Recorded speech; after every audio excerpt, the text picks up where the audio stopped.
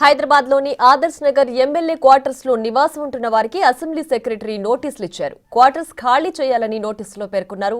Sitting ఎమ్మెల్యేలకు Hyderguda MLA quarters కేటాయిస్తామని వెల్లడించారు. నోటీసులు ఇచ్చిన వారిలో మంత్రి శ్రీధర్ బాబు, మాజీ మంత్రి తలసాని శ్రీనివాస్ యాదవ్, మాజీ ఎంపీ అంజనీ కుమార్ యాదవ్ సహా పలువురు క్వార్టర్స్ లో ఉన్నారు. ఎమ్మెల్యేలు, ఎంపీలతో పాటు క్వార్టర్స్ లో ఉన్న పలు షాపులకి సైతం నోటీసులు ఇచ్చినట్లు తెలుస్తోంది.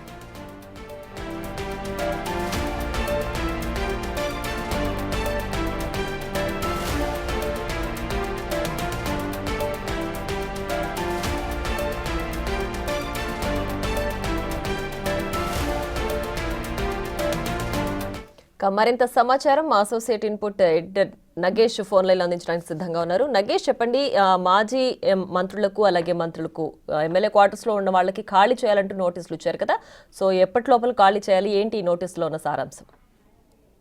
క్వార్టర్స్ ఖాళీ చేయాలని చెప్పి నోటీసులో అసెంబ్లీ సెక్రటరీ నరసింహాచార్యులు పేర్కొన్నారు. సిట్టింగ్ ఎమ్మెల్యేని హైదరాబాద్ ఎమ్మెల్యే క్వార్టర్స్ లో కేటాయిస్తామని చెప్పి అసెంబ్లీ అధికారులు వాళ్ళందరికీ చెప్పారు. మాజీ మంత్రి తలసానితో పాటు మంత్రి శ్రీధర్ బాబు, మాజీ ఎంపీ అంజనీ కుమార్, మొత్తం అక్కడ ఎవరైతే ఉన్నారో అన్ని క్వార్టర్స్ కి నోటీస్ జారీ చేశారు. ఎమ్మెల్యేలు పాటు క్వార్టర్స్ లో ఉన్న మాజీ ఎంపీలను, మాజీ ఎమ్మెల్యేలు, అందులో షాప్స్ ఉన్న అందరికి కూడా నోటీసులు జారీ అయ్యాయి.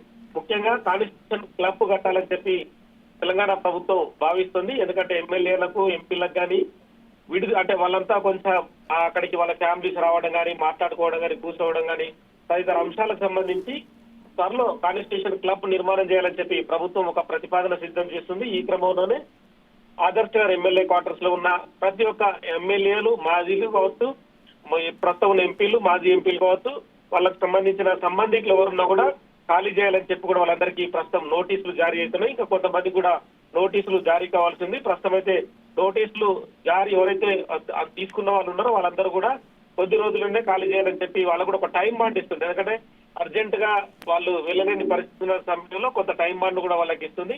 అక్కడ ఉన్న షాపుల యజమానులు కూడా కొంత టైం ఇచ్చి వాళ్ళందరినీ వెళ్ళాలని చెప్పి వాళ్ళందరికీ నోటీసుల్లో పేర్కొన్నారు. ఎందుకంటే ఆ ఎమ్మెల్యే క్వార్టర్స్ కూడా పురాతనమైనవి, అవి కూడా కూలిపోయే దశలు కూడా కొన్ని ఉన్నాయి.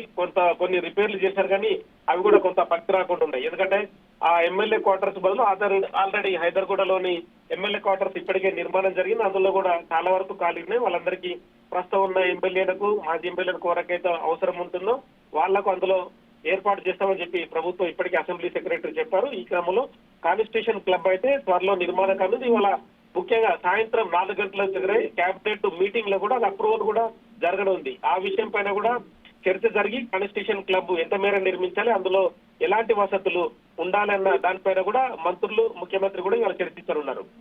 రైట్ నగేష్, అయితే ఇప్పుడు నోటీసులు అందుకున్న వాళ్ళలో ప్రస్తుతం ఉన్న ఎమ్మెల్యేలు ఉన్నారు, మాజీ ఎమ్మెల్యేలు, ఎంపీలు కూడా ఉన్నారు.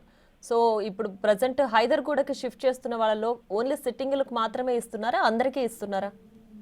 అంటే అక్కడ ఉన్న ఫెసిలిటీని బట్టి మామూలుగా ప్రస్తుతం అయితే ఎవరైతే అధికారంలో ఉన్న ఎమ్మెల్యేలు, గెలిచిన ఎమ్మెల్యేలందరికీ కేటాయింపులు జరుపుతారు, మంత్రులకు కూడా అందులో కేటాయింపులు జరుపుతారు. ఒకవేళ మాజీలు, సీనియర్లు ఉండి మాకు కూడా క్వార్టర్ కావాలన్న సమయంలో అందులో ఖాళీ ఉంటే మాత్రం అందులో కూడా వాళ్ళకు కేటాయింపులు జరిగే అవకాశం ఉంది.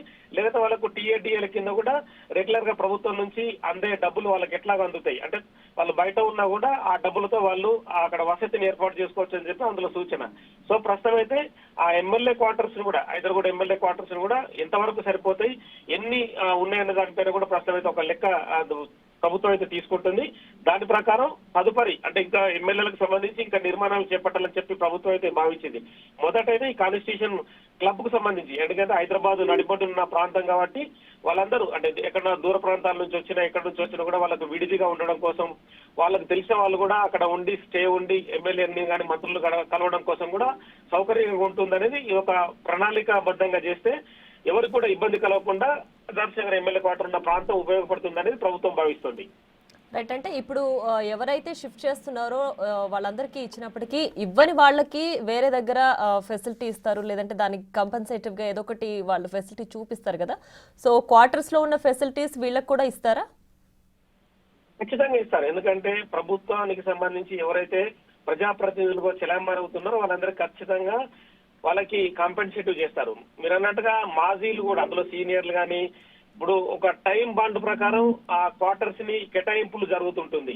ఆ టైం బాండ్ ప్రకారమే వాళ్ళందరికీ కేటాయింపులు జరుగుతుంటాయి. అంటే కొన్ని ప్రభుత్వాలు కూడా గతంలో 10 ఏళ్ళు బీఆర్ఎస్ ప్రభుత్వం నడిచింది. కొంతమందికి వాళ్ళకు సంబంధించిన అనునయులకు కూడా చాలా క్వార్టర్స్ అసెంబ్లీ దానిలో ఇచ్చారు. అంటే కొంతమంది జర్నలిస్టులకు కూడా వాళ్ళ సంబంధికులను కూడా అందులో ఉంచారు. ప్రైవేట్ వ్యక్తులు కూడా ఇప్పటికి కూడా ఆదర్శ ఎమ్మెల్యే క్వార్టర్స్ లో ఉంటున్నారు. కానీ అది అలాంటివి చేయకూడదు అని చెప్పి కూడా ప్రభుత్వం భావిస్తుంది. ఎందుకంటే ప్రభుత్వం ప్రజాప్రతినిధుల కేటాయింపులు జరిగిన ఇండ్లు కాబట్టి వాళ్ళే ఉండాలని ప్రభుత్వ భావన.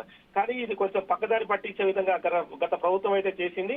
అందులో మాజీ ఎమ్మెల్యేలు, మాజీ ప్రజాప్రతినిధులు ఉన్నా కూడా వాళ్ళకు అవసరం లేకున్నా కూడా ప్రభుత్వం జీవో జారీ చేసి కూడా ఇట్లా కేటాయింపులు జరిపింది.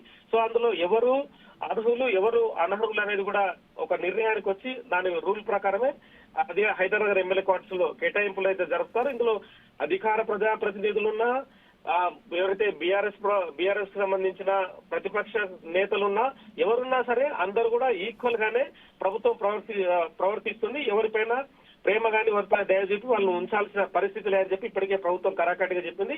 ఇప్పుడు నోటీస్ ఇచ్చిన వాళ్ళు కూడా ప్రభుత్వంలో ఉన్న ఎమ్మెల్యేలు ఉన్నారు, ప్రతిపక్షంలో ఉన్న ఎమ్మెల్యేలు ఉన్నారు. సో వాళ్ళందరూ ఉన్నారు కాబట్టి ఖచ్చితంగా అందరికీ ఈక్వల్ గానే నోటీసులు జారీ అవుతున్నాయి. రైట్ నగేష్, అయితే ఇప్పుడు ఈ నోటీసులు ఇవ్వడంలో సారాంశం ఏంటి? అక్కడ ఉన్నటువంటి బిల్డింగ్స్ పురాతనమైనవి అయిపోయాయి కాబట్టి వాళ్ళని షిఫ్ట్ చేస్తున్నారా, ఆర్ ఎల్స్ మాజీలు ఉండి ఎక్కువ టైం అయిపోయింది సో కొంచెం దీన్ని ప్రక్షాళన చేయాలనే విధంగా ఏమైనా చేస్తున్నారా? ఖచ్చితంగా ప్రక్షాళన అనేది అది ఒక పార్ట్ మాత్రమే. మిగతాది ఏంటంటే కాన్స్టిట్యూషన్ క్లబ్ అనేది హైదరాబాద్ లో ఆ ప్లేస్ ఏదైతే ఆదర్శ ఎమ్మెల్యే క్వార్టర్స్ ఉన్న ప్లేస్ ఏదైతే ఉందో చాలా పెద్దదిగా ఉంటుంది. అంటే యాక్చువల్ అయితే ఉమ్మడి గవర్నమెంట్ లో అది ఎకరాల్లో ఉన్నా కూడా చాలా వరకు పురాతనమైంది. దాన్ని రెగ్యులర్ గా రిపేర్లు చేసుకుంటూ వాళ్ళకి అప్పచెప్తూ కంటిన్యూ చేస్తూనే ఉన్నారు. కానీ ఏంటంటే ఆ ప్లేస్ కూడా డౌన్ లో ఉంది.